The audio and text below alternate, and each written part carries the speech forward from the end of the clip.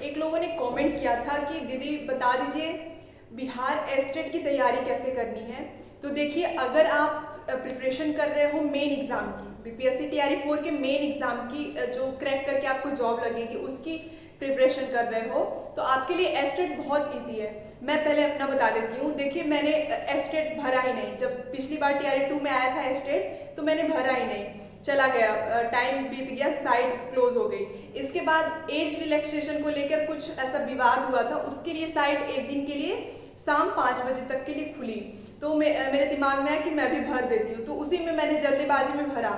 4 सितंबर को form fill हुआ था या 3 सितंबर को फॉर्म फिल हुआ था। 11 सितंबर को मेरा एग्ज़ाम था, गया में सेंटर गया था। तो आप सोच सकते हैं कि 4, 5, 6, 7, 8, 9, 10 मतलब 6 से 7 दिन मेरे पास थे। उसी में मुझे गया जाना भी था पेपर एग्ज़ाम देने, एक दिन का टाइम वो भी छोड़ दीजिए आने जाने का लेकर के। देखिए, टोटल मेरे पास 5 से 6 दिन थे। मुझे 5 से 6 दिन मिला। तो मैंने क्या किया, पहले मैंने सिलेबस देखा कि हिंदी में क्या क्या आएगा।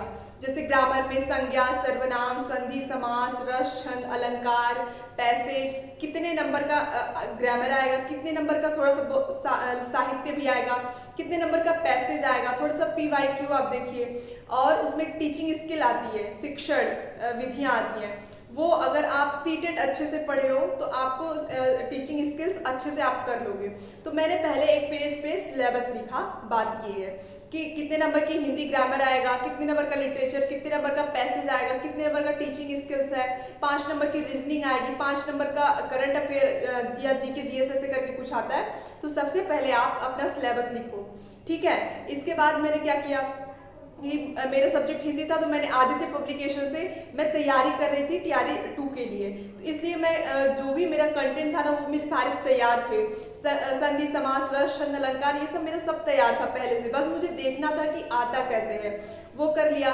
फिर मैंने टीचिंग स्किल्स के ऑनलाइन अध्ययन मंत्रा पे सर चला रहे थे, वीडियोस प्रैक्टिस सेट करा रहे थे, तो उसको देख लिया। तो उसके क्वेश्चन भी मुझसे सॉल्व हो जा रहे थे, क्योंकि मैंने सीटेट में सीडीपी बहुत अच्छे से पढ़ा है। तो मेरा वो भी हो गया। ऐसे ही करके मैं बस 5 से 6 दिन में क्या की हूँ, सिलेबस देखती जा रही थी। संधि है, संधि में देख लिया कि स्वर संधि कैसे होती है, व्यंजन संधि कैसे मैं पकड़ लूंगी कि अगर संधि आई तो मैं जान जाऊंगी कि ये स्वर है कि व्यंजन है कि विसर्ग है। फिर समास, रस, छंद, अलंकार, सारे टॉपिक्स को एक बार बस ऐसे देख लिया, क्योंकि मैं ऑलरेडी पढ़ चुकी थी, ठीक है।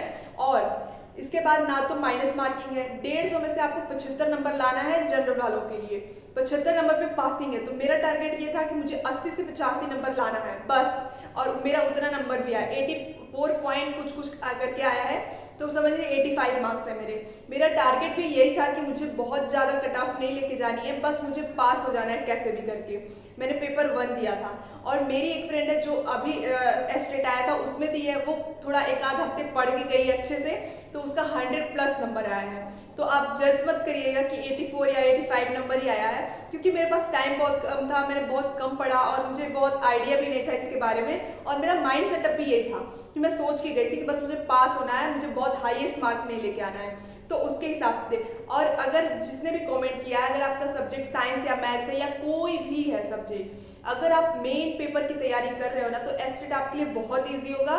बस आप सिलेबस देखो और 2-4 प्रैक्टिस सेट ऐसे कर लो, और डरो नहीं, आप जाके एग्जाम दीजिए, आपका क्वालिफाई हो जाएगा, 100% क्वालिफाई। बहुत कम लोग फेल होते हैं, उसका परसेंटेज आता है ना कि 90% लोग पास हो जाते हैं। बहुत इजी पेपर, एकदम हलवा सा क्वेश्चन आता है। मैं भी बहुत डर रही थी कि कैसा पेपर आएगा कैसा नहीं आएगा, लेकिन जब देने गई तो मुझे सारे क्वेश्चन लगभग आ रहे थे, बट टीचिंग स्किल्स के थोड़े टफ हो गए थे। मैं एकदम सीटेट सोच के गई थी, लेकिन एकदम सीटेट के जैसा क्वेश्चन नहीं आया था। तो आई होप आप लोग को समझ आया होगा। Thank you so much.